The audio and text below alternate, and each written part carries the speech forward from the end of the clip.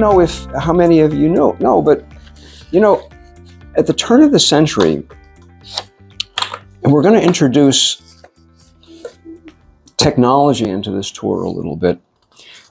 At the beginning of the 20th century, Roslyn actually had a trolley car system. And I'm going to pass this around. This is a view of the clock tower. And here's a picture of the trolley. And if you're standing in this particular spot and you turned 180 degrees and you looked up the hill to where we're going to walk today, this is what it looked like. There wasn't a triangle there that there is now. There was just two roads that split off. One that went down Shore Road and the other one that went up what was then called West Turnpike Hill, before it was called Old Northern Boulevard. I've put together this little map here of Roslyn. And to give you perspective, this delineated in green is the viaduct, Roslyn Viaduct. And we're down here right now. We're down here in this building. Here's the pond across the street, the duck pond. And what we're going to do is we're going to traverse up along Old Northern Boulevard. So this is going to be a long, hilly walk. But the trolley originated right here in the center of town, and then went to Mineola and back. The next phase of that was the extension of the trolley, and then it went up this hill along West Turnpike Hill, and actually ended up going all the way to Flushing. It ended up going to Port Washington.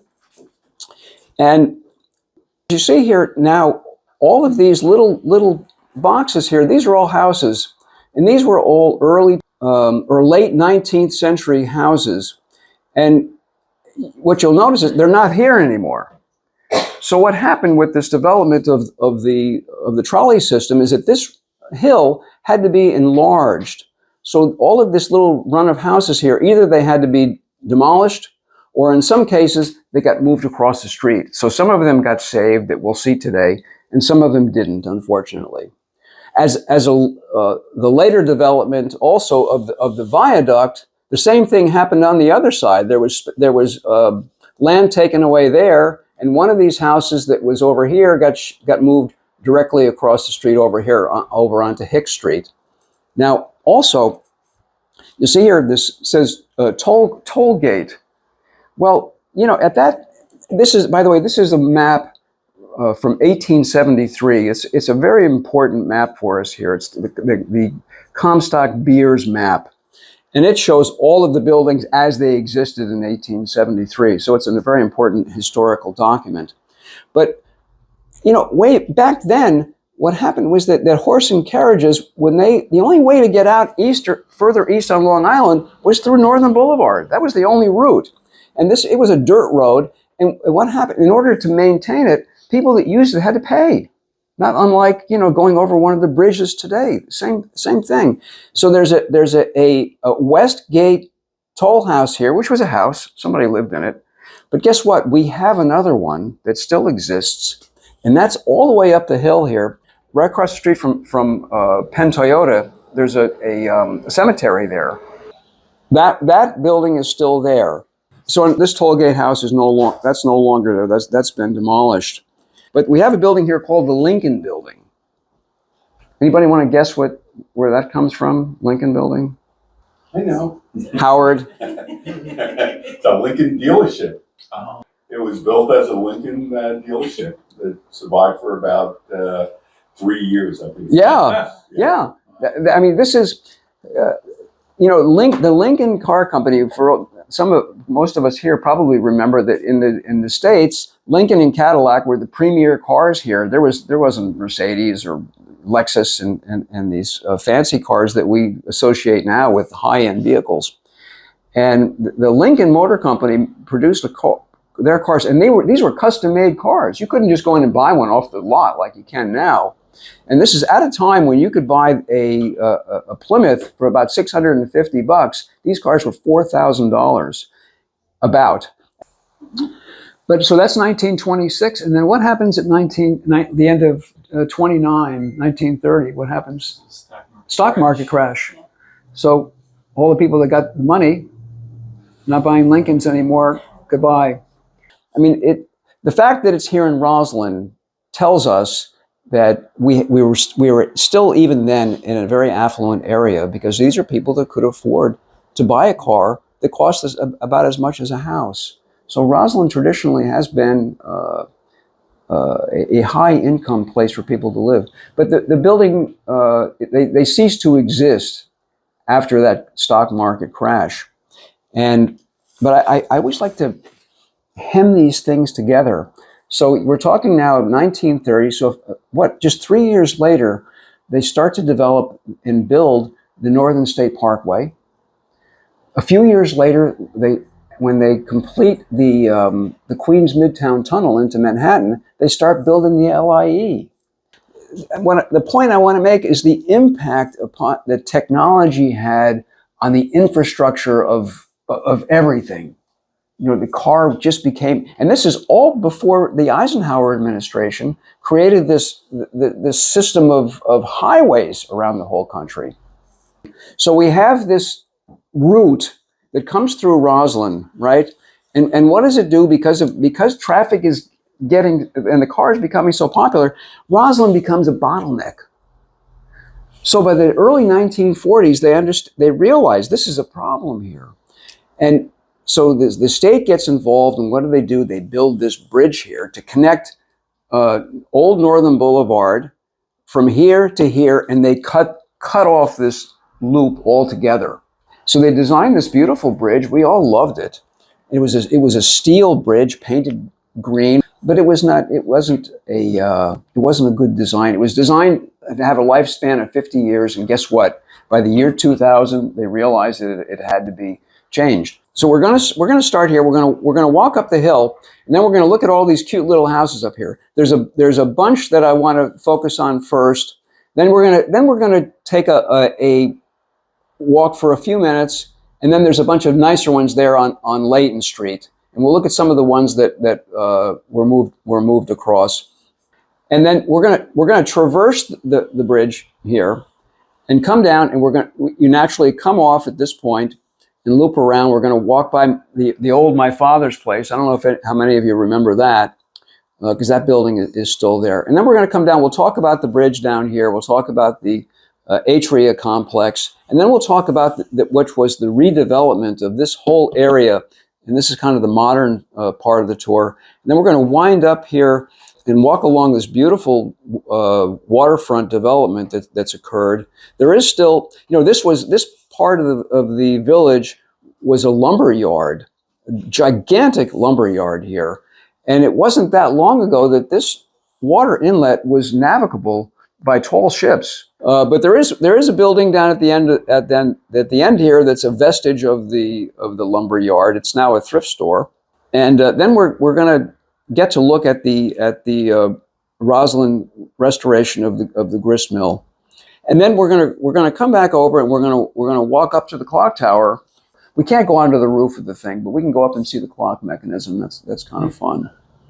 Oh, by the way, this pond now, the duck pond. Everyone sees it today, and it's a downtown area. Originally, this was not a whole downtown area. I mean, it was just scattered with a few buildings. Don't forget the population was much less then. But this was a what's known as a mill dam. So there was mill buildings here. I mean, what happened way back then before electricity? The way we operated machinery, there was these mill buildings all over the place on Long Island. Wherever there was water fed by gravity.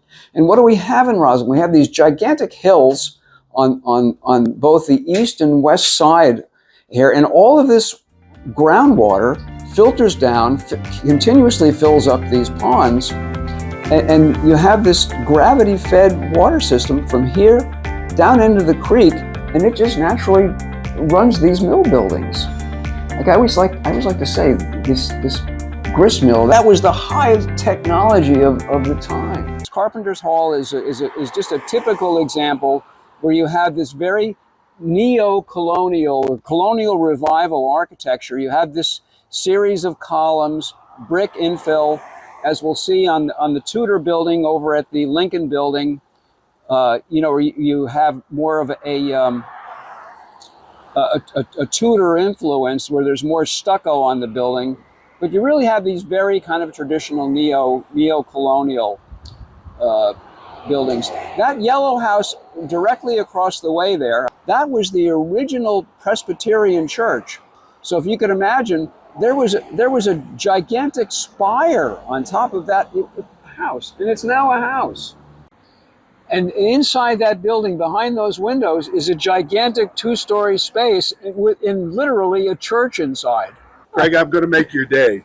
Here's the spire. I knew you'd have it, Howard. There you go. This I is knew the you'd place. have it. Where we're standing right now, this is the view probably around 1910. Now you can... Oh, wow. Look at that. That's a picture? Yeah. Yeah, it's a postcard, actually, Oh, my God. by William Pickering, who really documented a lot of the village. My latest thing to talk about now, because we're all so disappointed, this building was the Jolly Fisherman. I'm sure everyone knows it. Anyone that's lived locally. It's been the Jolly Fisherman since 1950. And really, you know, just a nondescript 20th century building, but late 20th century building. But, you know, it does have a little sparkle to it in that Paul Newman apparently was there in 1956, got arrested in Flower Hill for some kind of disorderly conduct or something, and was booked in Mineola.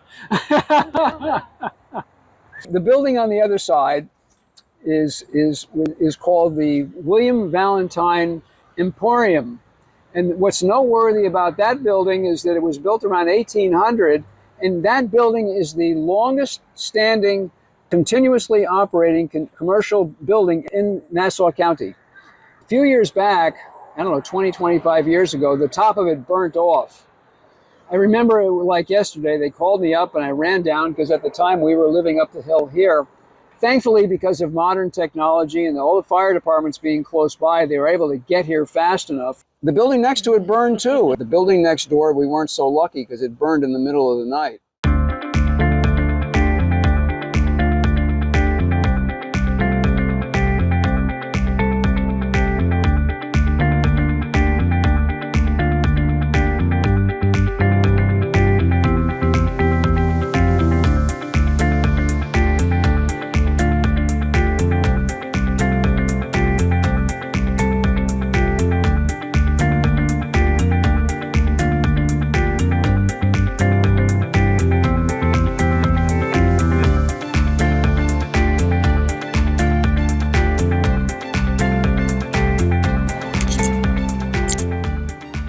Let's caucus here just for a second. We can't do the tour without talking about this building, which was originally Hendrik Onderdonk's house. And for anybody that's lived in the community, they've known this as the George Washington Manor.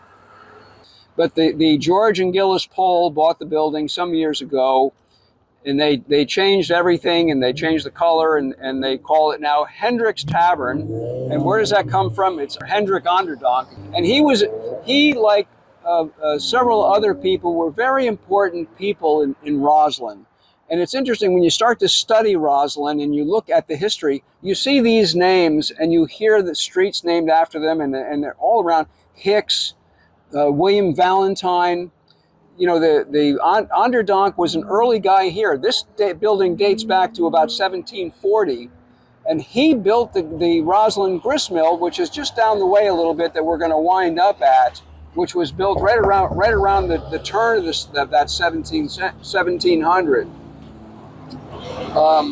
But these guys were all the wealthy local merchants. They were businessmen.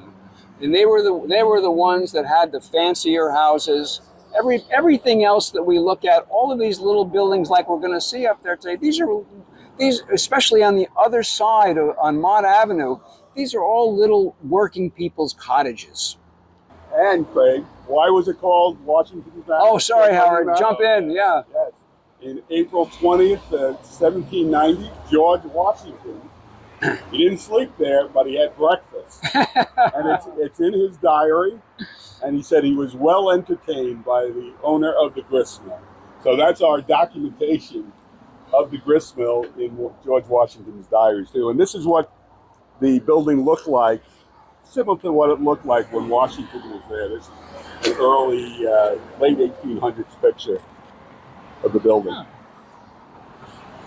So it's really just the front. They've added to the side, obviously. But it's great that it survived all these years. Absolutely, absolutely. And there's a little plaque on the entrance there talking about George Washington's visit. You know, there's another noteworthy building. Let me talk about it here. But when we walk by, you'll see that across the street from there, there's a building that's known as the Claremont Hotel. Now, it's not the Claremont anymore, but it was. And this fellow, again, was another businessman. He owned that piece of property, and Alexander Larry was his name. He was originally going to build an office building there, but he opted to build this Claremont Hotel, and he had this vision to make this really a luxury brand hotel, something, and it was really the only other hotel here that was on the level of the Garden City Hotel. It was just this very special place to be, and that was his goal, and that's what he achieved. It was a 40-room hotel, and he hired these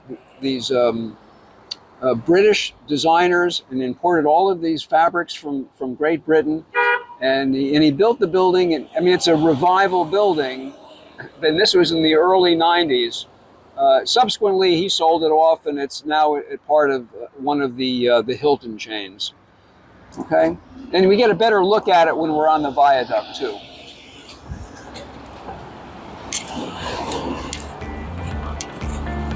All right, we're going to do a pretty long run here of a walk before I talk again.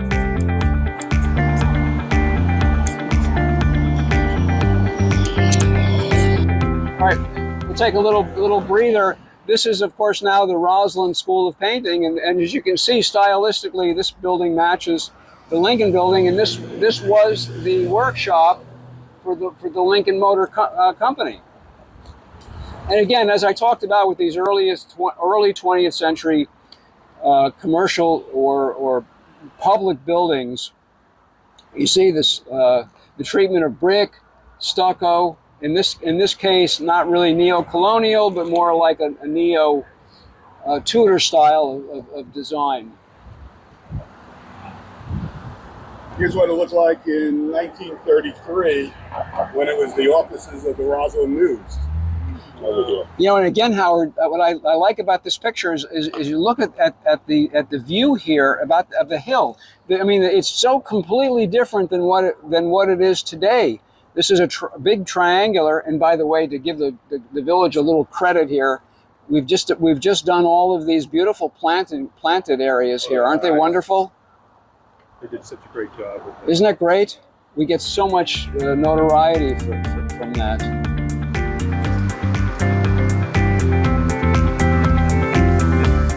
So what we're going to do is we're going to scoot across here. We're going to scoot across here, scoot across there, and then go up and go over there. So it's safe, except for this. All right. Thanks, Howard.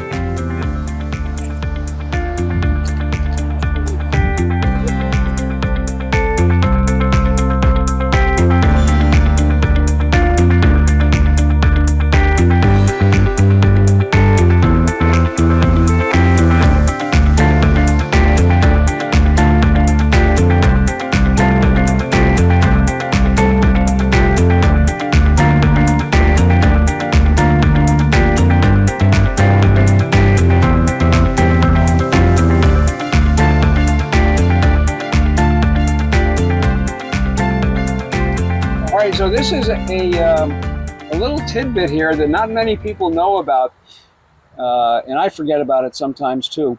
This is really an old historic cobblestone road, which is not, they call it cobblestone, but really what it really is Belgian blocks like we use today. People use these commonly on their aprons, and this is the kind of road that they would use when they were horse-drawn carriages. That's the way that they used to build things. Very durable. I mean, this will stay forever. As you can see, this one has. Didn't make much sense when it came to having automobiles and the type of tires that they have. So all of New York City was done like this, or most of it, the historic parts, and they just paved them over.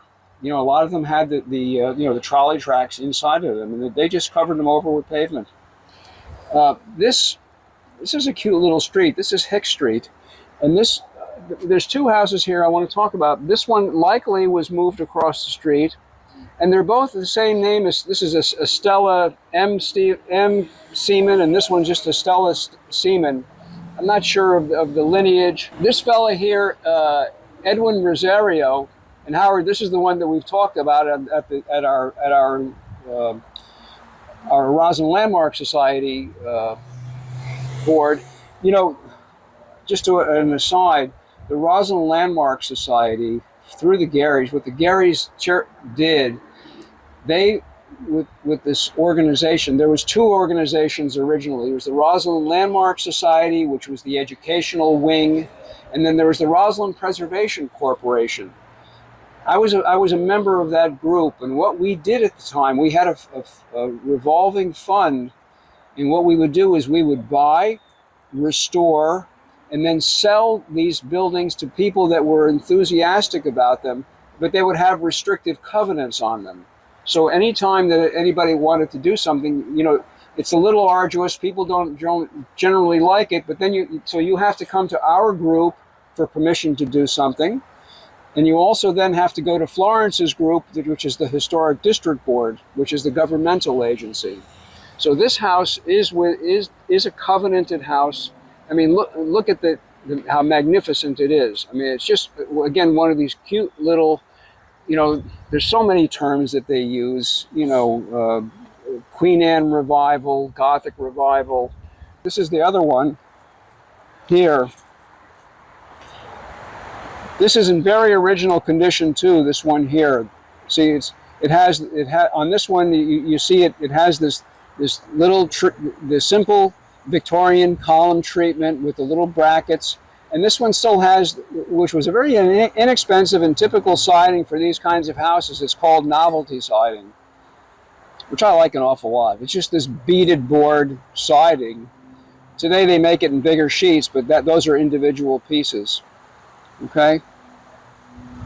All right, and like I said, Edwin has done a wonderful job. Let's walk through his backyard. He said it was no problem. He has really done a fabulous job here.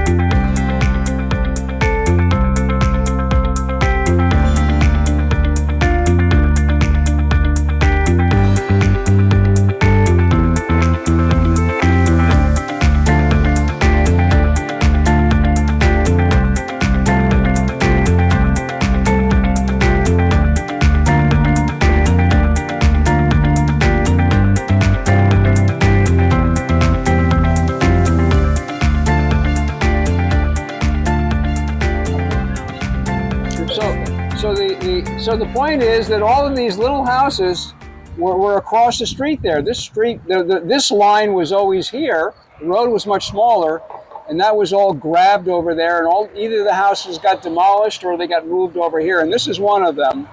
The one in the back there that we looked at, that one was probably moved when they did the expansion for the viaduct, and that one was moved, see, closer, because this one, all they had to do was move it across the street this way, and the same thing over there. But this poor Edwin Rosario, who bought this house, has done this great restoration on it. Everything was all rotten here, and he's replaced it with all of this mahogany, and he found these beautiful mahogany columns. You know, I said to him, you never know what anybody is made of until they start doing the work, you know? I mean, look at how beautiful it is. This house next door, the Snedeker house, this is a house that I was involved with when it was, right now the organization has been blended. It's all one organization, and this former Roslyn Preservation Corporation and the Landmark Society is one and the same. But this building we had bought. We didn't have enough money at the time, so what we did is we restored the outside of it because the building had been dilapidated. And we only did the outside, and we sold it for a good price, and then somebody else came in and bought it and finished the interior, because that's all we had the money for. That was at a time when the housing prices just took this gigantic leap. You know, we had a couple of $100,000, and then before that, 100,000 went far, but then all of a sudden it didn't anymore.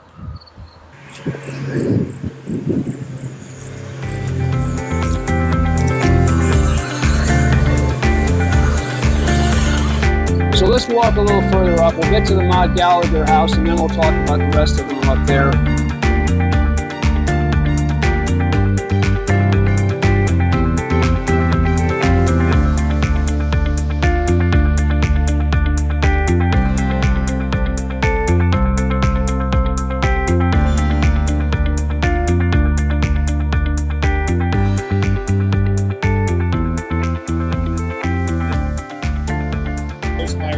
Maria. Hi, Maria. Oh, thanks for coming out and saying hello. Okay, see ya. I love his house, and you know, these houses that are here, they're built in. These are mid to later 19th century buildings. This one's really fabulous, and I always say this, and I'm not surprised. This house was owned by this fella. A carpenter who worked for Roger Gary, because when I say that the Preservation Corporation bought and fixed up and sold these houses, I mean, this was not just like a flipper in today's world. Roger come in there with his team of people, and they would take these houses apart and document them. That we have books written on these things, you know, because all of this stuff was taking place. This whole movement in this country about taking a look and not just tearing down all of our buildings of antiquity, because that's what was happening. What I love about this house is the floors. It has the nicest floors I've ever seen. Old floors that are just so perfect, random width, 7 to 10 inches in width. The reason why I just read this week is because they've been covered. They've been covered with an inexpensive wood. This was an old workshop. I forget what they did, but it was some kind of a carpenter's or workshop. And these two architects bought the building some years ago and restored it and changed it into an architect's office. Florence and I always end up walking by here at night, and when you see inside, it looks very impressive and very nice. It's Matthew Korn and Alan Cooper, who are two local, well-respected architects. And I'm happy to see that they're still there after all of these years. This number 9 Layton, this was another house that us, as and the capacity of the Roslyn Preservation Corporation, what we decided to do was we said, you know, let's try to help people that may not have a lot of money. It was the same thing. There was an old woman that lived in this house. A house had been in the family for many years, and it was starting to deteriorate. The porch was coming apart. So what we did is we went in and we gave her I don't know, $10,000. We hired, where's Howard? John Collins came in and helped us out with it, and we painted it, restored the porch, and we didn't get a restrictive covenant in return. But what we got was written into the deed that we would have the first option to buy the house at the time of when it was sold. And when it was sold, we weren't in the position to buy it. And this gentleman named Chris Reinhardt, who's turned out to be a very good guy, bought it, fixed it up. And clearly we're looking at the side of the house. Yeah. This is what the front of the house looks like over here. And this was also moved from across the street. This is another one that was moved. It just comes to my mind, so I won't forget, and I'll say it. The mayor told me this week, we had a meeting, and he says, Craig, on your tour, tell people that with this whole area used to be called was Clown Town. Clown Town, because it was a bunch of hippies that lived up here, artistic hippie types that lived here. Because what's happened here is that this community, you're still in Roslyn. You know, unfortunately, Jeff will tell you, and Florence and I can tell you, because our house is a historic house on Northern Boulevard on the other side of the viaduct. You know, you have a tremendous amount of street noise. I mean, you can't get around it. But you can buy a house in Roslyn that's not, $2 million, less than $1 million by a lot, And what they talk about is that, you know, a couple of professional people that maybe don't have children can afford to buy these houses, and you're in a nice community. And if you go to work during the day, then you know, like here, the traffic doesn't affect you so much. But that's one of the reasons why this community has survived intact and has maintained. And people like yourselves, Jeff, young professional people, come in and really enjoy it. We're going to scoot down here quickly. I'm not going to talk about them. Just take note, as I said, these houses, especially on this side, are very small little workmen's cottages. They're very cute. And then we're going to walk down. We're going to get on the viaduct, and we're going to scoot across there.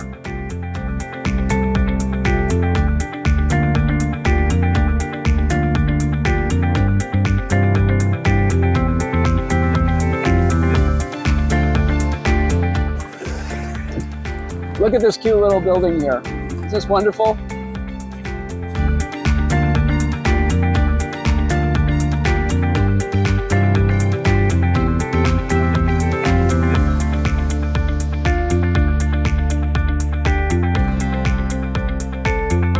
This is the Eastman Cottage. It's always still funny for me to look at it because I always remember it as being white. And this building is on the National Register of Historic Places. This house was moved. It was closer to the street, and when they widened this street, that house was moved to that location. And we have, again, through the Landmark Society, we had bought that house and put an addition onto it in the back, and then sold it, same thing with a restrictive covenant on it.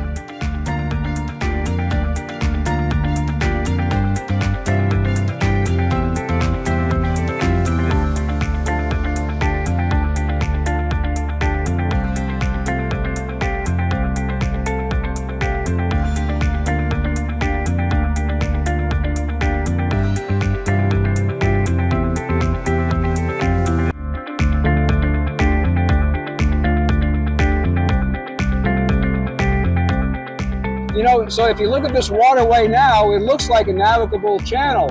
But if you come here 6 hours from now, it's just a big lump of mud.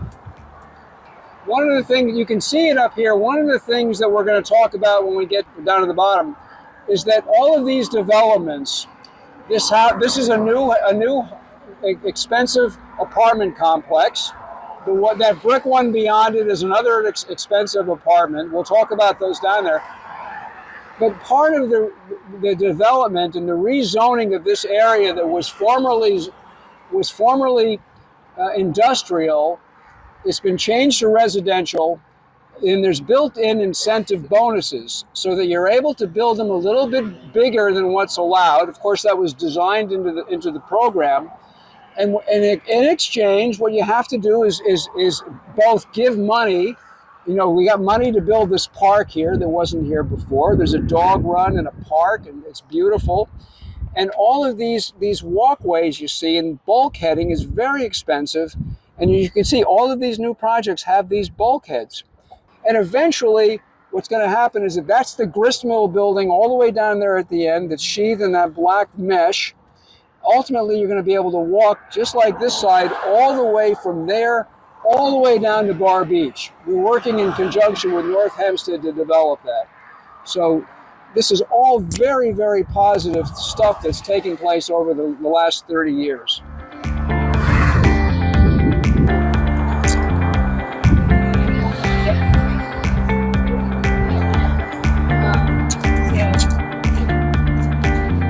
You know, I always forget to talk about this building now down here, but I love the story about this.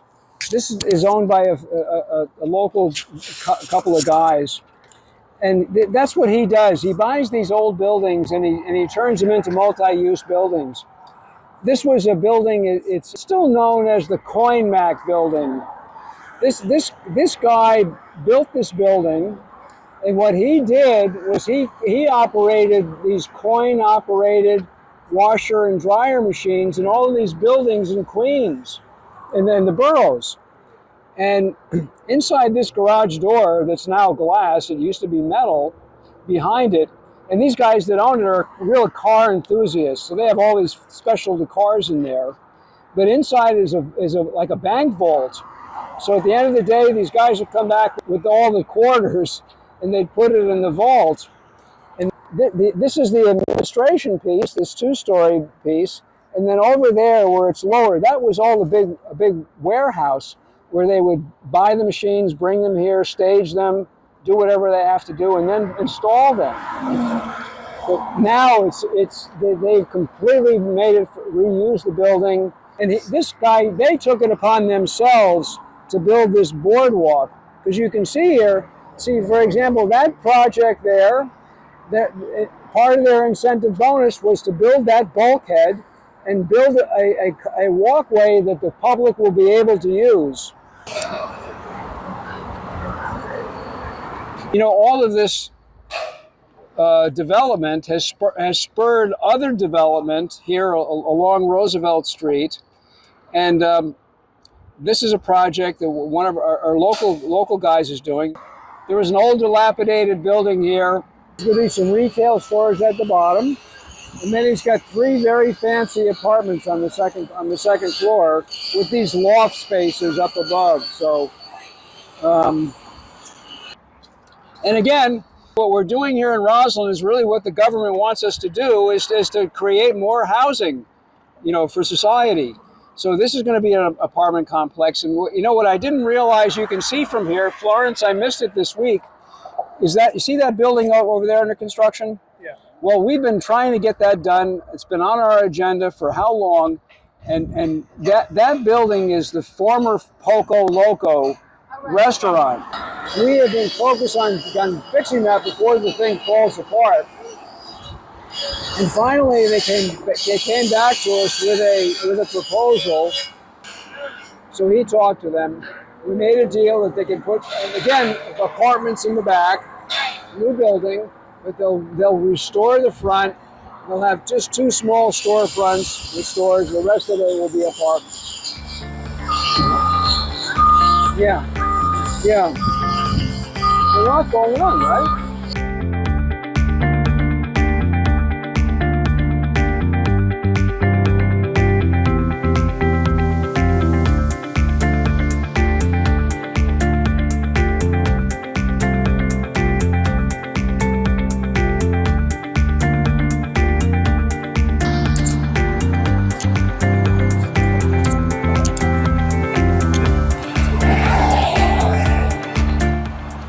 For those, just very quickly, I would be remiss if I didn't mention the Trinity Church structure, because it was designed by a world-renowned architect, Stanford White.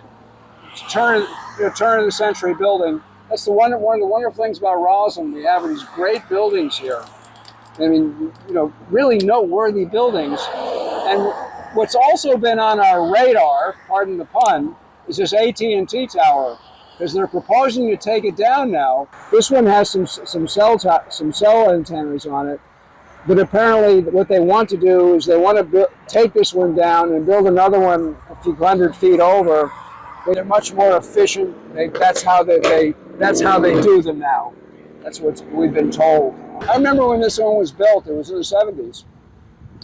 And it was part of this communication system that around the whole country. So there was hundreds of these things all over the place, and they've been slowly taking them down. But you know, it's really an iconic structure, and we feel it's very important here. But I hope that for some reason it goes away. That doesn't go away. Hoping it stays. The other thing about the church there, the windows. Look at those windows. Those are real Tiffany windows. Some of them are Tiffany windows. Yeah.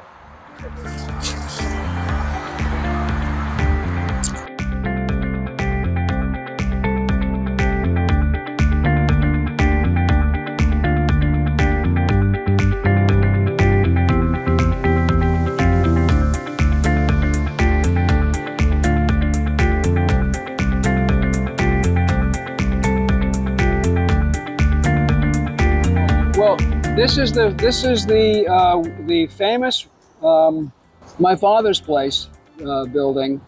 And this was a very rocking place where they had rock and roll concerts. Howard, you want to tell your story about Bruce Springsteen. Bruce Springsteen? Bruce Springsteen, yeah. The owner of this was Eppie Epstein, and the place was famous that in around 1973, an unknown singer named Bruce Springsteen came here. And I asked Eppie, how did you get Bruce Springsteen when he was unknown? And he said, well, there was no internet, and I didn't have any of his records. So I talked to his manager, who said, he's like Bob Dylan. So based on that recommendation, that's how he got Bruce Springsteen to appear here. And Bruce was out in New Jersey in Asbury Park, and he heard that he was going to perform at my father's place. He got very excited. He hired a bus of his friends to come. So they had about 35 people came to this place. And when Bruce Springsteen came on, they totally disrupted the whole place because he was like an opening act. And this was the go-to place. Billy Joel played here. Sting was here. Sting was here.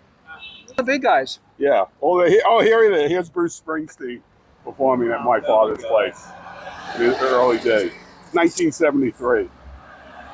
And when did it close? It closed in the 80s, I believe, right? Yeah. Originally, it was a bowling alley, too. Listen, what was going on here in Roslyn years ago, down in the middle of the village where we'll walk through, there was bars there, and this was a crazy town, and the town cleaned it up. All these guys, like Howard said, they were not known like later. This was early time. Yeah. As a matter of fact, there's a clothing store next to the grist mill, and even the owner doesn't know this. It was the first place Madonna gave us a solo performance. Yeah. I want to show you some aerial views here of what, and understand something, that this is the old bridge. It was completed in 1950-ish. And where this building is now, you see all these water tanks and all of this jazz over here for this petroleum storage. This was the first one of this entire rezoning of this area. And when I say I'm talking about this firsthand, I've been involved with all of these projects. I'm not patting myself on the back. I like to say I'm just ecstatic that I've been fortunate enough to be involved with them and guide them. I always say this, that development is not bad as long as it's managed properly. So, but I remember coming down here because part of this agreement was that this had to be cleaned up. It was a multi-million-dollar cleanup project. And I remember being down there, and I don't know if I can see it here, there was some kind of this gantry across where these trucks, I guess they would bring in the petroleum somehow. And then the trucks would come down and they'd put the petroleum into the tanker trucks and roll out. It was that kind of a facility. It stunk. And one day I was just standing on this it was almost like being on top of a submarine. It must have been this gigantic tank underground. But anyway, so Mike Daly, who did this project, ultimately now it was called Forest City Daly originally. Now it's called the Atrium. It's very super high-end, assisted and elderly care place. There's a second part of it. It didn't turn out to be elderly care. It just turned out to be apartments called the Horizon. But this building was built by Robert A.M. Stern, another world-renowned architect, and very successful project. We're very happy with it. We were very concerned about it because it was, as I said earlier, in the development of Roslyn, we had these public buildings that occurred in the beginning of the 20th century, but really nothing happened for 75 years. The biggest building that we had in Roslyn was the Roslyn Savings Bank, which was about 10,000 square feet. And now these new buildings, they dwarf that, Now the bridge, just to give you a sense how fabulous it was when they built this thing. I mean, this is what we all looked at it. Look at the size of this gigantic piece of machinery they had here to build this thing. So this is a view from the other side of the water. And this was the existing bridge here. And what they did, because listen, think about it. In 1950, the bridge was built to alleviate all of that traffic. You couldn't just take it down. There's too much traffic going over this viaduct. So what they did is they cut the wings off the side of this bridge and reduced it down to 3 lanes, so that there was always 2 lanes going in the direction of the major traffic. You know, going in was 2 lanes, coming back was 2 lanes, and they would literally move around these cones every day. And then this new building that got put in next door to it is this precast structure. They literally floated all of these pieces here. You see these little pieces? Those are all individual pieces that they floated in, and then this big, for lack of a better term, crane was sitting up on these stanchions and would just yank all these pieces in. It was just the most fantastic construction project to observe happening. Unbelievable. And that it took 5 years, right? 7. 7 He said 7. right? 7 2005 to 2012, something like that. There's one other bit of history here, Roslyn history. At the foot of the bridge here on Bryan Avenue stood this building. This is Bryan Hall. This was paid for by William Cullen Bryan as a reading room for people who wanted to meet other people outside of a bar. This eventually became the Roslyn Library. The Bryan Library was originally put here. His daughter, after Bryan died, his daughter donated the property and the building to make a library. So that first Bryan Library was located right here at the foot of the bridge. Oh, I didn't know that. Oh, wow. There you go. All right, we're gonna walk over this way now and walk around here.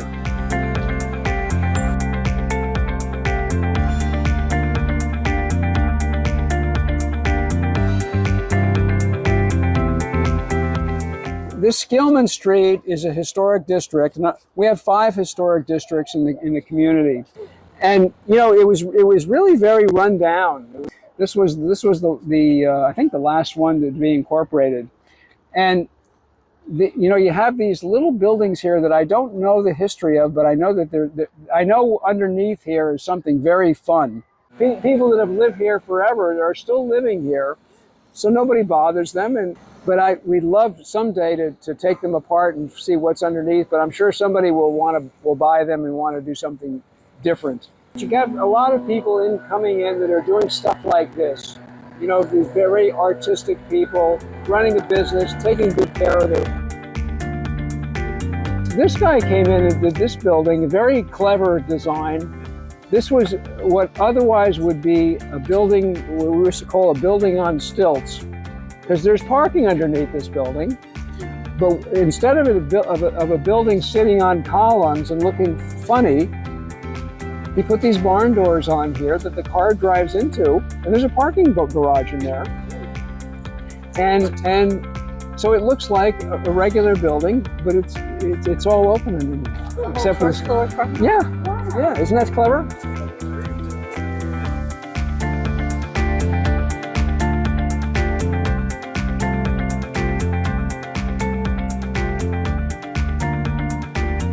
We're going to talk about this complex, but you know and we'll talk about the designers, but you know they were sensitive enough to know, because of the scale of the buildings down here, they kept the scale of these buildings low right here, and these two, and then all of a sudden those start to pop up to the higher ones, and as you see around the corner, so they were very sensitive about this, right?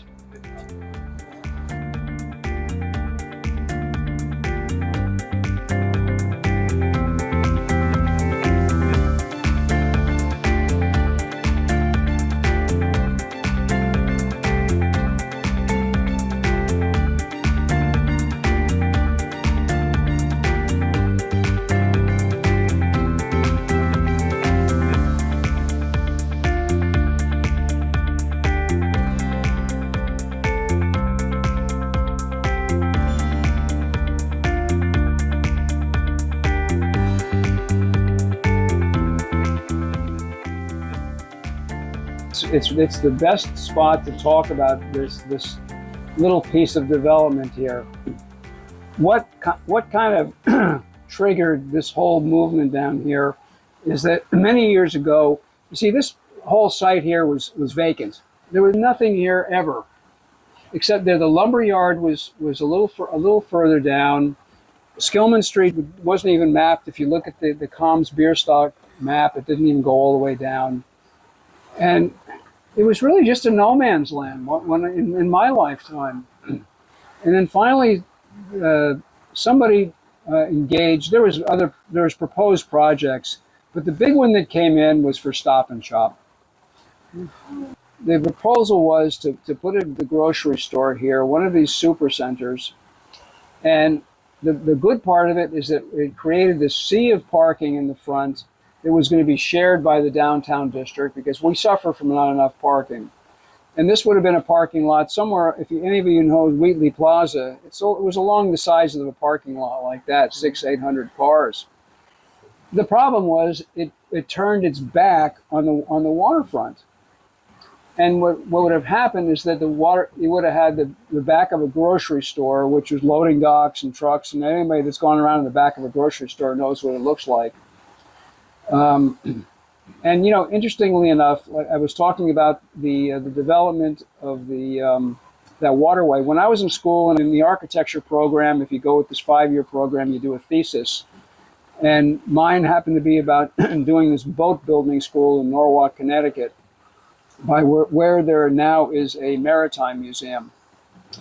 And at the time, that's when the government was coming out with all of these programs to undo all of these pollutant storage tank for things along the waterways, because that's what we were doing all of these years. I guess the focus, getting back to the transportation thing, the focus got to highways and away from waterways, and we just turned our back on the beautiful water. And then finally somebody said, well, we got to undo that. So all of these incentives then were created in most communities, government sponsored, to beautify waterfront districts. So there was a big fight.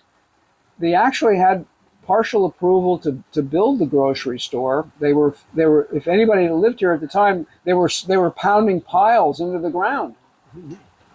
But it went into a big lawsuit. The thing got stopped, and we went into a major rezoning. And the planners told us that the lowest impact on parking here would be for residential development. So this one got rezoned as residential. But when they first, again, the fact I was involved with everything, when they first came in with this site plan, it looked, I always say, it looked like somebody took a bunch of Monopoly buildings and put them in a dice shaker and just shook it up and just threw them out there, and wherever they landed, that was the site plan. It was just so poorly conceived. We said, listen, you got to go back to the drawing board. So they finally hired some good designers, and these guys worked very hard to develop this plan.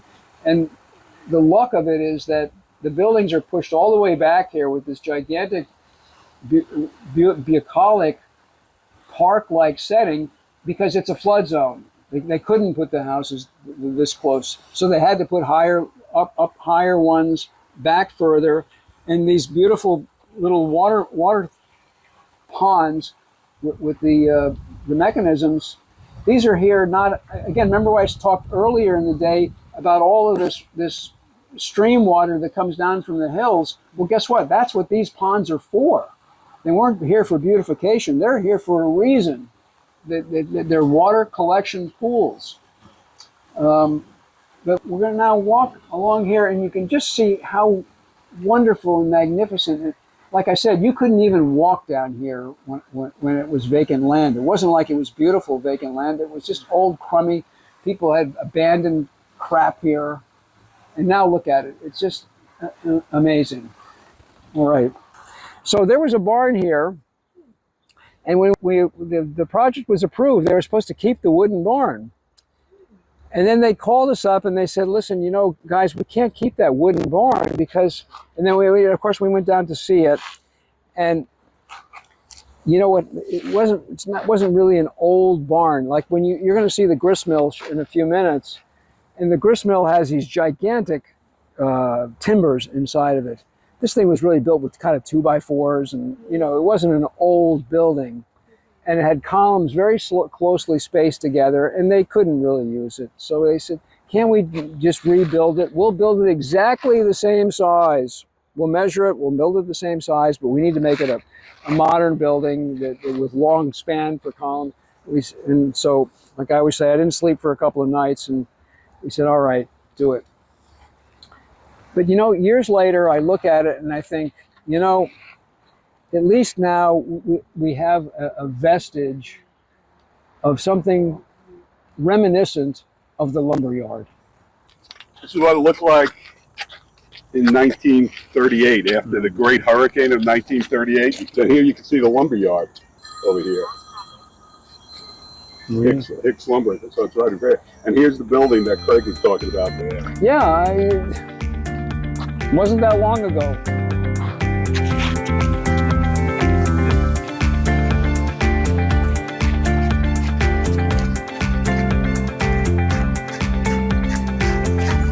Okay, so we'll talk about it when we get there. But that's the grist mill restoration there, and we're gonna let Howard go on that one. I didn't realize that this building over here, this was the Hicks Lumberyard storefront here on the main drag. And these bay windows that are in front were not original. It was one big bay out in front.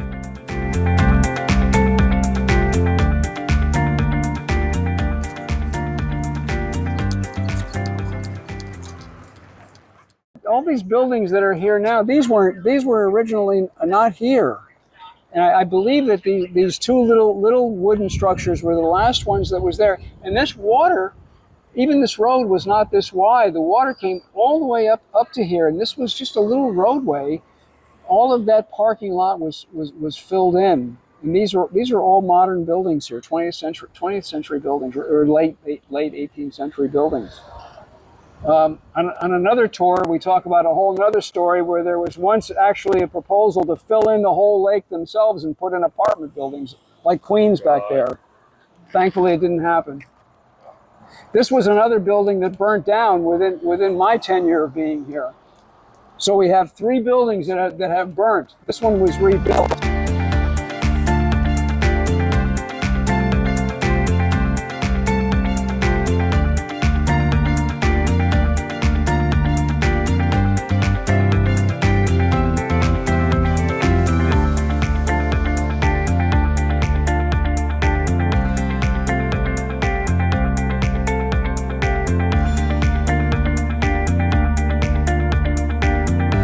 Okay, so here we are at the historic Roslyn Grist Mill. It originally, they had a deed to build a grist mill here in the late 1690s by the Robeson family, and they built the first grist mill here. The building that we're looking at now was built between 1715 to about 1740, and this was the first commercial building in the village, and it was the center of activity too. All the other buildings were built around this, and all the farmers came here with their wheat and grain and made into flour. And it was like the modern day barbershops then too, where people would sit and talk and talk about the ongoings in the village itself too. And in 1790, President George Washington saw the grist mill, and like we said before, he had breakfast with the Underdog family, where he was extremely well entertained by a man who owned a paper mill and a grist mill. And we've been restoring this. This operated as a grist mill until about 1900. So over 150 years, this was a commercial facility, a working commercial facility. And then it was owned by the Hicks family, the same Hicks family that owns Hicks Nurseries. And in about 1916, the Hicks family gave this to a bunch of trustees to make it into a museum on the industry of Long Island and also the history of Roslyn. And they operated as a museum for like a year or two and realized that wasn't going to be commercially viable. So they made it into a tea room. In about 1920, it became a museum and a tea room. And that tea room operated until 1974. So this was a very popular place again. It was restored so that it was We restored with concrete mainly. The outside, it looked like wood, but it was actually concrete. And the roof was concrete. We've taken that all down during the restoration. So we've been restoring this, the Roslyn Landmark Society. The building really was starting to fall apart. It was owned by Nassau County. They took it over in 1976 with the intention of restoring it completely. They had good intentions, they had good plans, but they never allocated enough money to do it. And so it stood here from 1976 to about 2015, and people thought, oh, this is some kind of wreck shack. So we got a grist mill committee together. Craig was the president then, I was a lowly trustee, but we got a grist mill committee together to raise money. We raised money from the Gary Charitable Trust. We got $500,000 there to start. We went to New York State. We got $500,000 there. And now we try to get money from wherever we can. Most recently, we got $500,000 from Congressman Swazi using the Save America's Treasures grants. So right now we've had funding over $6 million to basically restore the timber frame, and we're going to build it back and make it again a working grist mill with the water wheel itself. And when you look at this building here, really what's historic is the columns and beams over here. Some of those, the beams going across, date back to the 1700s. So it's the oldest standing Dutch frame commercial building in the United States. And it's a Dutch framing. The framing was done by an unknown Dutch architect. And you could see the way the columns are, that's traditional Dutch framing of that. And when you put the wood shingles in, it will go under those little inserts throughout. So we're right now in the midst of phase 2 of the restoration. Phase 1 included lifting up the building and then putting a new foundation. You see there's a concrete foundation over there. It was resting on stone and concrete combination foundation, which had totally deteriorated. On the final ones, we're going to put stone facade across it, so it looks like the original. The other thing, too, is that the street level on the old grist mill was maybe 8 feet below the street. So you had to walk down. And people used to say, what happened? Did the grist mill, did it actually sink? It didn't sink. It was actually the road. They built up the road in about 1920 to really alleviate some of the hill that was coming up there. And they filled this whole parking lot, as Craig said, there wasn't a parking lot there. That was the water. The lake came right up to that. So they filled that in at the same time. So one of the things that we did is we raised it up, put a new foundation in, and we lowered it so the main entrance now is at street level. And we're hoping that next year we'll actually be having tours of the building, showing the inside of it, showing the Dutch framing of it, and having the floor in place.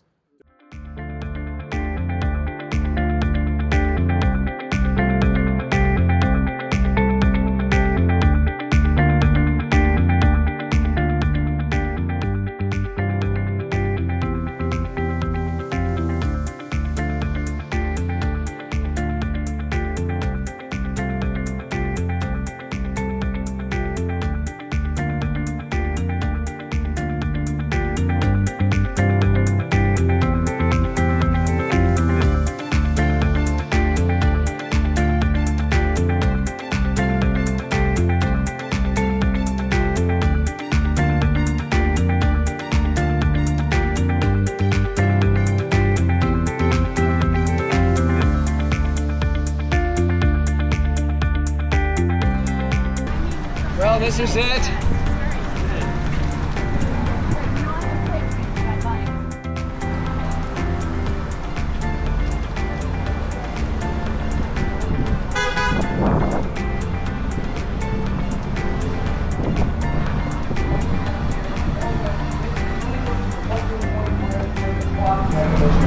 Go see this clock mechanism. It's fabulous. We're gonna stay down here and let you go up. Like I said, it's very tight, not a lot of room, but for 5 of you, it's fine. Okay. Maybe the glasses. Good. Yeah, just be careful. I'll watch it. You'll be fine.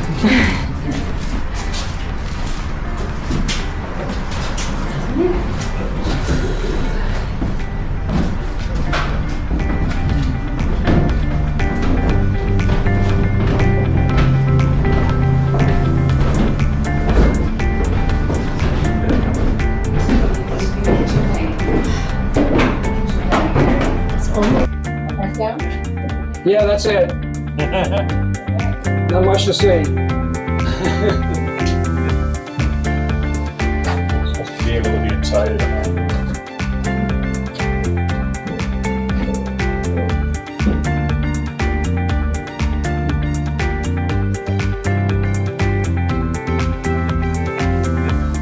Come in. When it's worth the day, I have some.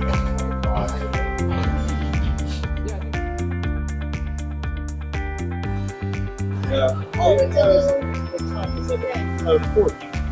Thanks, Richard.